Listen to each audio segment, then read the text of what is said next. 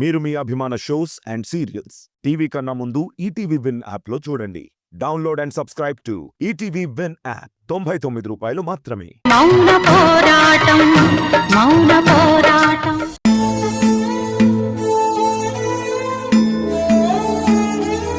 స్వామి, వాళ్ళు నిజం చెప్తున్నారో అబద్ధం చెప్తున్నారో నాకు తెలియదు. నా కోడల్ని నిజంగా తీసుకొస్తారో లేదో తెలియదు. కానీ వాళ్ళు తీసుకొస్తారనే ఆశతో వెళ్తున్నాను స్వామి. ఎలాగైనా వాళ్ళు జానకిని తీసుకొచ్చేలా చేయి స్వామి. తీసుకొచ్చేలా చేయి. మేము ఇంటి నుంచి వెళ్ళిపోయి ఎక్కడైనా బతుకుతాం.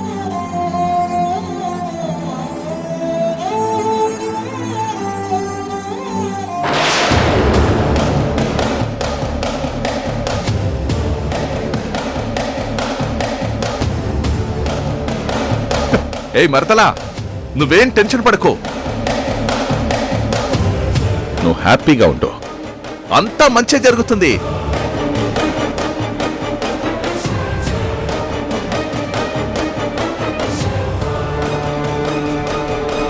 ఏయ్ తంతమల్లారా, ఎక్కడున్నారా? త్వరగా వచ్చేయండి ఇక్కడికి.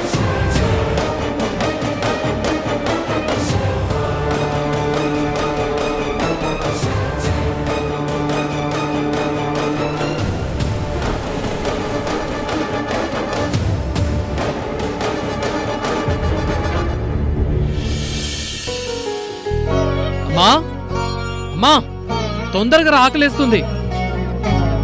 అమ్మా,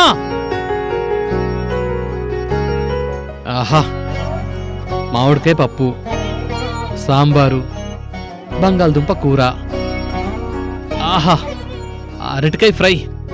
అమ్మా, అప్పడాలు మిస్సింగ్. అరే రే రే రే, వస్తున్నాను రా.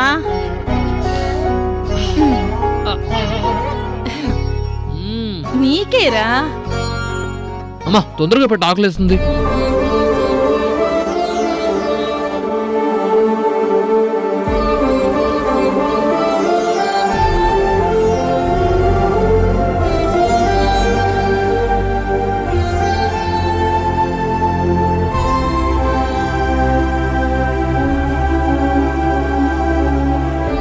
ఆహా, ఏమి రుచి, తినరా మై మరచి, అమ్మ చేతి వంట అదిరింది. ఆహా,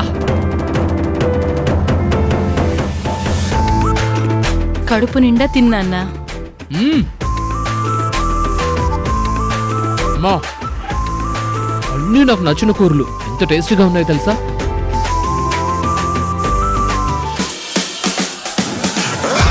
అమ్మా, నువ్వు చేసినందుకు నిజంగా నీ చేతికి ఒక బంగారు కంకణం తొడగాలమ్మా. ఆ తొడిగే కంకణం ఏదో నందినికి తొడగరా. ఇంత మంచి ఫుడ్ మూడ్ లో ఉంటే ఆ రాక్షసుని ఎందుకమ్మా తలుచుకుంటావు? ఈ ఫుడ్ అంతా రెడీ చేసింది ఆ రాక్షసే కాబట్టి. దాని చేత్తో ఎందుకు వండనిచ్చావు అమ్మా? అది పొద్దుటి నుంచి ఇక్కడే ఉందిరా. ఇంట్లో పనులన్నీ అదే చేసేసింది. నన్ను ఏది ముట్టుకొనివ్వలేదు. అడిగితే మోడ్రన్ గా ఉంటాను కదా అని పనులేమి చేయను అనుకోవద్దు. పైన గెటప్ మోడ్రన్ గా మారినా లోపల అసలు నికార్సైన ఉత్తరాంధ్ర బ్లడ్ అలాగే ఉంది అంది.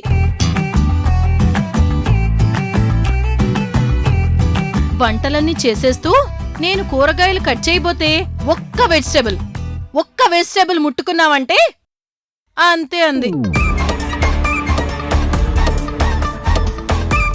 ఇది నా సామ్రాజ్యం, నా అత్తా బావ బ్రతుకుతున్న రాజ్యం. ఈ రాజ్యంలో ఇదే ఇంట్లో ఎన్నో సంవత్సరాలు ప్రేమకేడ్చా, ఆప్యాయతకేడ్చా, అనుబంధానికేడ్చా. అలాంటిది ఇప్పుడు అది పోతే ఇది పోతే ఇంకొకతి పోతే దాని అక్కో చెల్లో అంటూ ఎవత్తైనా కోడరికం కోసం ఈ ఇంటి మీదకి ఎగబడితే అమ్మా, చాలే ఆపమ్మా. నా ఇంట్లోకి నేను తప్ప ఇంకెవత్తి కోడలుగా రాకూడదు. అందుకే అన్ని పనులు నేనే చేస్తాను అందిరా. ఏంటమ్మా ఇది? నన్ను ఇలా ప్రశాంతంగా బతకనివ్వదా అది? రే, అక్కడతో అయిపోలేదురా. అంటులు తోమింది, బట్టలు ఉతికింది, ఇల్లు ఉడ్చింది. ఇదిగో ఇప్పుడు కూడా నీట్ గా తడిగుడ్డ పెట్టింది. పైగా నా కాళ్ళు కూడా పట్టింది. అన్నీ చేసి జస్ట్ నువ్వు వచ్చే ముందే వెళ్ళింది. అమ్మో, ఇదేదో పెద్ద ప్లానింగ్ లోనే ఉందమ్మా. రే, నేనొక మాట చెప్తాను, వింటావా? చెప్పమ్మా. అది నా అన్నయ్య కూతురురా, నీకు వరుస అవుతుంది. నువ్వంటే ప్రాణం పెట్టుకుని కూర్చుందిరా, నువ్వంటే పిచ్చిరా. దాని గురించి ఎప్పుడూ నెగిటివ్గానే ఆలోచిస్తావు గాని ఒక్క రోజు కూడా మంచిగా ఆలోచించవు. దాన్ని నేను మంచిగా ఆలోచించకపోవడం ఏంటమ్మా? అది నాకు చాలా ఇష్టం, కానీ ఒక పెళ్ళంగా దాన్ని నేను ఇష్టపడలేనమ్మా. రే, నువ్వెవరినో ప్రేమిస్తున్నానంటున్నావు, కానీ ఆ అమ్మాయి నిన్ను ప్రేమిస్తుందో లేదో తెలీదు.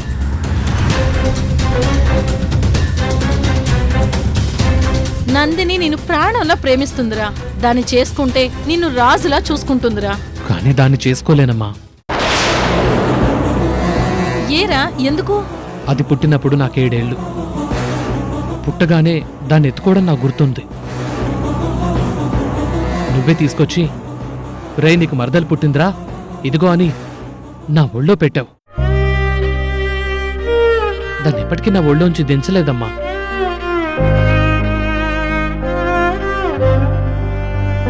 ఆ క్షణం నుంచి నేను తను కలిసి పెరిగాం, కలిసి ఆడుకున్నాం, కలిసి తిరిగాం, గొడవలు పడ్డాం, కొట్టుకున్నాం. దాన్ని నేను చంకన వేసుకుని తిరిగానమ్మా, నా భుజాన్ని ఎత్తుకుని తిరిగాను.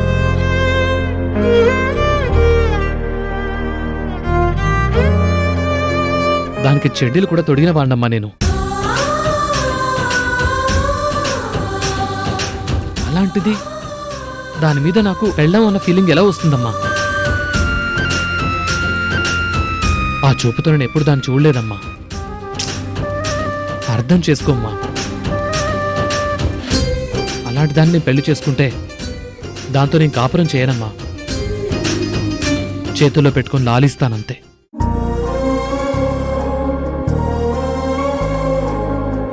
అమ్మా,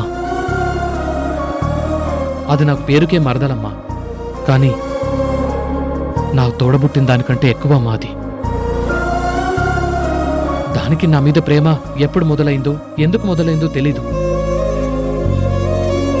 నేనెంతగా దాన్ని వద్దు అనుకున్నా అది నన్నే తన మొగుడని ఎందుకు అనుకుంటుందో నాకు అర్థం కావట్లేదు. కానీ ఒక విషయం అమ్మా, నేను దాని మనసులోంచి తప్పుకునేలా చేసుకుంటాను. దానికి చాలా మంచి సంబంధం తీసుకొచ్చి చాలా గ్రాండ్గా పెళ్లి చేస్తాను. తన జీవితం బాగుండాలమ్మా, చాలా బాగుండాలి. రే రే రే, అన్నం తినకుండా లేచిపోతావేంట్రా? చేయి కడిగేస్తానమ్మా.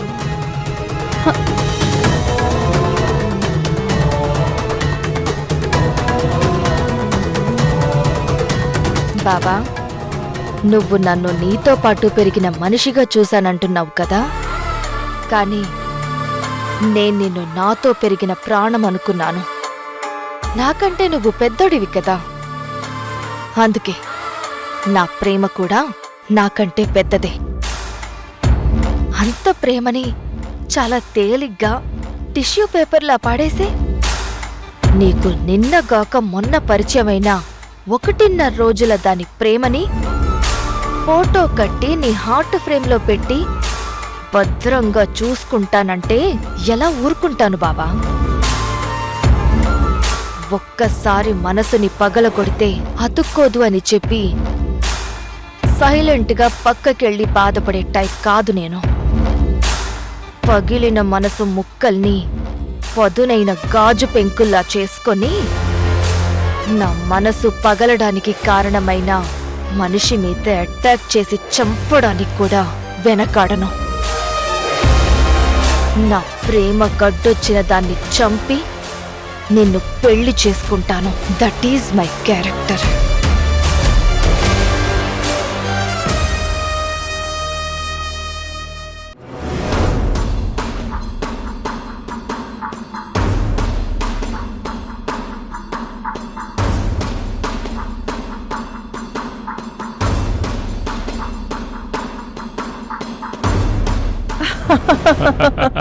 రే, ఎందుకురా నవ్వుతున్నారు? నా కోడల్ని తీసుకొస్తానని చెప్పారు కదరా, ఏదిరా నా కోడలు? ఎక్కడుందిరా? ఏంట్రా ముసలోడా, మేము మాట చెప్పడం నువ్వది నమ్మేయడం, వచ్చి గబగబా జానకి జానకిని వెతకడం.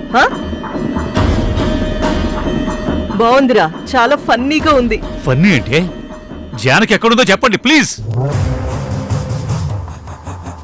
రే ముసలోడా, మేము నిన్ను పిలిచింది జానకిని తీసుకొచ్చి నీకు అప్పచెప్పడానికి కాదు. మరి నీతో జానకి కనపడట్లేదని, దానికి కారణం దుర్గేనని నీ చేత కంప్లైంట్ ఇప్పించడానికి. ఏంటి? జానకి కనపడకపోవటానికి కారణం దుర్గి అని నేను కంప్లైంట్ ఇవ్వాలా? ఎస్, ఆ దుర్గని మమ్మల్ని కాపాడే దేవతగా భావించి నేనే ఇంటికి తీసుకొచ్చిన మనిషి మీద నేనే కంప్లైంట్ ఇవ్వాలా? అదే కదా ముసలోడ కిక్కు. ఏ చేతులతో దాని చేతులు పట్టి బతిమలాడావో ఆ చేతులతోనే దాని మీద కంప్లైంట్ రాసివ్వు. ఆ నోటితోనే దాన్ని బయటికి పొమ్మని చెప్పు. మనస్ఫూర్తిగా జైలుకి పంపించు. నా గొంతులో ప్రాణం ఉండగా నేను ఆ పని చెయ్యను. నీ గొంతులో ప్రాణం ఉంటే ఎంత, అది ఊడితే ఎంత. జానకి గొంతులో ఉందిగా ప్రాణం, అది పోయినా పర్వాలేదనుకుంటే నీ ఇష్టం వచ్చినట్టు చెయ్యి. ఓకేనా? ఇది అన్యాయం రా, ఇది అమానుషం రా. ఇంకో 2 నిమిషాల్లో నువ్వు లోపల కంప్లైంట్ రాసి పెట్టకపోతే దాని ప్రాణం అన్యాయమైపోతుందిరా. నమ్మరు విశాలాక్షి, హ్మ్, వీళ్ళు ఇలా నమ్మరు. ప్రూఫ్ చూపించాలి, అంతేగా. హ్మ్. పద నాతో రా, చూపిస్తా.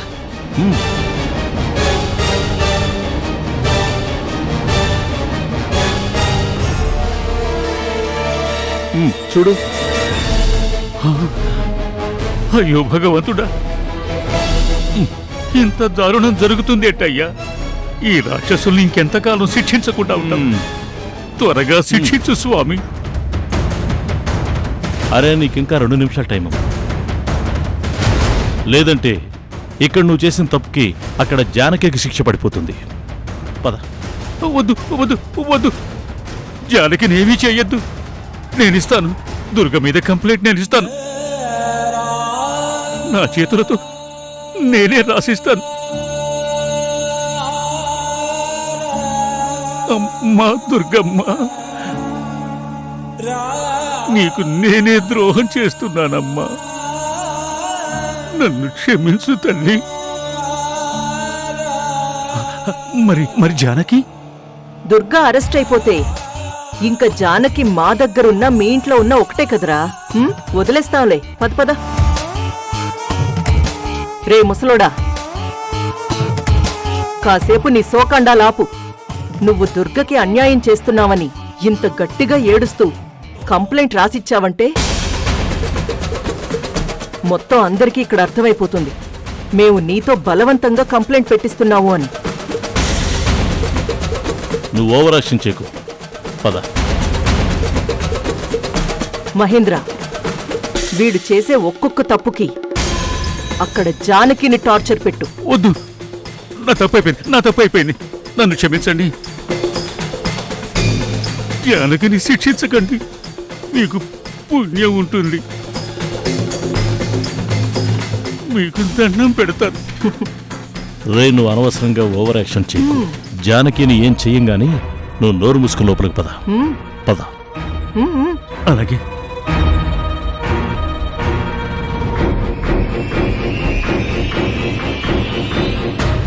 ఏం కావాలి? ఏంటి సార్, ఏం కావాలంటే మామూలు చూసుకుంటున్నారు? చెప్పండి, ఏంటి ప్రాబ్లం? అంటే మా జానకి. సార్ మీరు ఉండండి, ఇక్కడ ప్రతిదీ సీసీ కెమెరాలో రికార్డ్ అవుతుంది. ఏం చేసినా ఆన్ రికార్డ్ ఉంటుంది. ఎవరు చేసే పని వాళ్లే చేయాలి. అంతేగా? సార్ మీరు చెప్పండి, ఏంటి ప్రాబ్లం? సార్, అది మా జానకి కనపడటం లేదు. కంప్లైంట్ ఇద్దామని. ఓ, అదే విషయం. చెప్పండి, ఎవరి మీదన్నా మీకు డౌట్ ఉందా?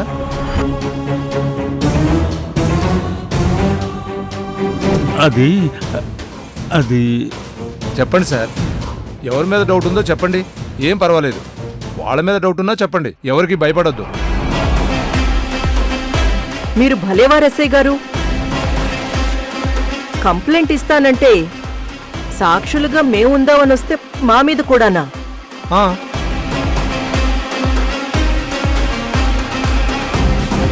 ఏంటి సార్, ఎవరి మీద డౌట్ లేదా? ఉంది సార్. ఎవరి మీదో చెప్పండి. దుర్గా. ఆ? ఏంటి? సరిగ్గా వినపడలేదు, అర్థం కాలేదు. మళ్ళీ చెప్పండి. దుర్గా. కొంచెం గట్టిగా చెప్పండి సార్. దుర్గా. సరే, ఇంకా పెద్దగా అరవాలా? వద్దులే. కానిస్టేబుల్, ఆ కంప్లైంట్ ఫైల్ తీసుకుని రా.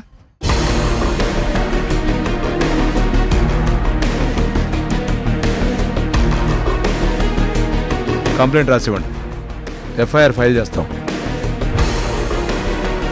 సార్, నేను చెప్పినట్టు రాయండి. అంటే ముందు ఎవరి పేరు రాయాలో ఎలా మొదలు పెట్టాలో తెలియదు కదా. గౌరవనీయులైన స్టేషన్ ఇన్ఛార్జ్ ఆఫీసర్ గారికి, అయ్యా పర్వతనేని హరిశ్చంద్ర ప్రసాద్ అనే నేను మనస్తాపం చెంది ఇస్తున్న కంప్లైంట్ ఏమనగా, నా కోడలు జానకికి చూపు లేదు. మొత్తం ఆస్తికి ఆమె భర్త, కూతురు వారసులు. అలాంటి జానకి రూపంలో దుర్గనే ఇంకొక మనిషి ఉంది. ఆమె సిఐ ద్వారకకి తల్లి. ఆమె మా జానకిని కిడ్నాప్ చేసి దాచేసి మా జానకి స్థానంలో కామొచ్చి తనే జానకి అని మమ్మల్ని నమ్మించి ఇన్ని రోజులు చాలా దారుణంగా మోసం చేసింది.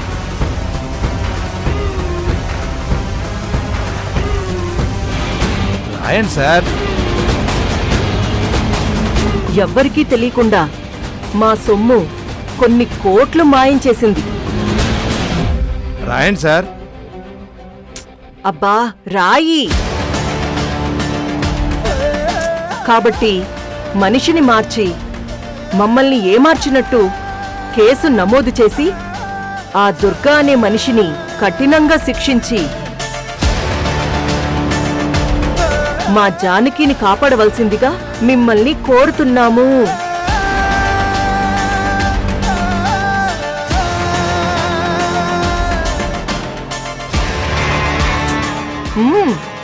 సంతకం చెయ్యి. ప్రతిదీ చెప్పాలా నీకు? చెయ్యి, సంతకం చెయ్యి.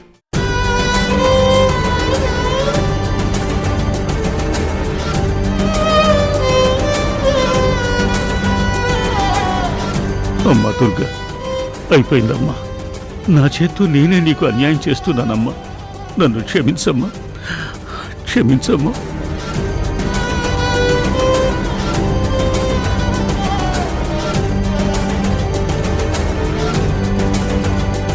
ఓకే శంకర్ గారు, థ్యాంక్ యూ.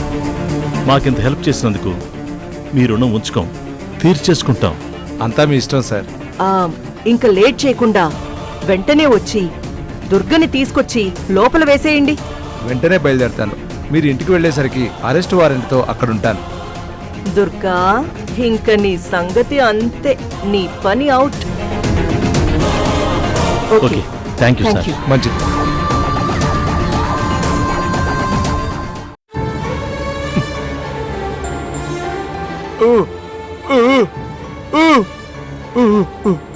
ఏంటయ్యా, ఏం పనయ్య గారు? పెద్దయ్య గారా? ఆయన ఇంట్లో లేరండి. ఎక్కడికి వెళ్ళారంటున్నారా? ఏమో తెలియదయ్య గారు. ఇందాక అరగంట క్రితం ఇంట్లోనే ఉన్నారు. ఉన్నట్టుండి ఎక్కడికో వెళ్ళినట్టున్నారు. ఏంటయ్య గారు, పెద్దయ్య గారి కోసమా?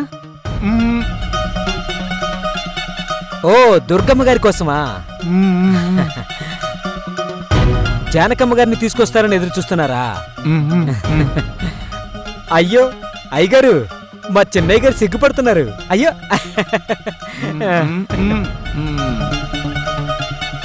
అయ్యగారు, అయ్యగారు, దుర్గమ్మ గారు వచ్చేస్తున్నారు.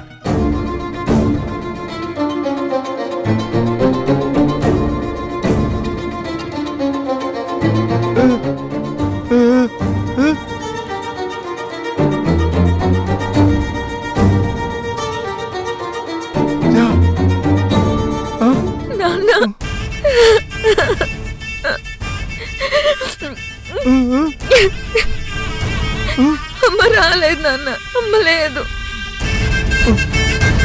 అదేంటి అమ్మాయి గారు, మీరు ఇందాక గంట క్రితం ఫోన్ చేసినప్పుడు అమ్మ దొరికేసింది నాన్న, పెద్దమ్మ చెప్పిందని చెప్పారు కదా.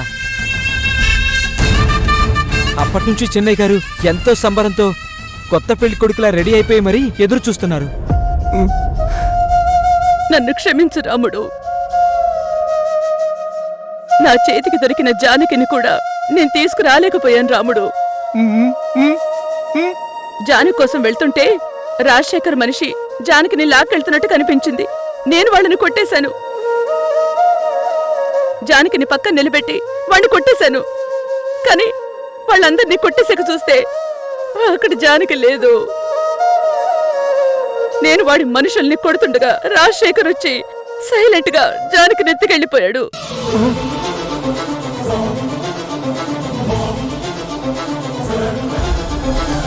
కంప్లైంట్ మేమివ్వలేదు దుర్గా, ఈ ఇంటి మూల స్తంభం ముసలోడిచ్చాడు.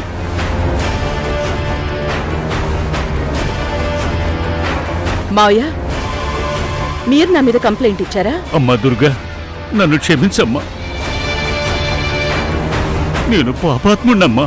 మావయ్య, ఏంటిది? జానకిని వాళ్ళ చేతుల్లో పెట్టుకుని కంప్లైంట్ ఇప్పించారమ్మా.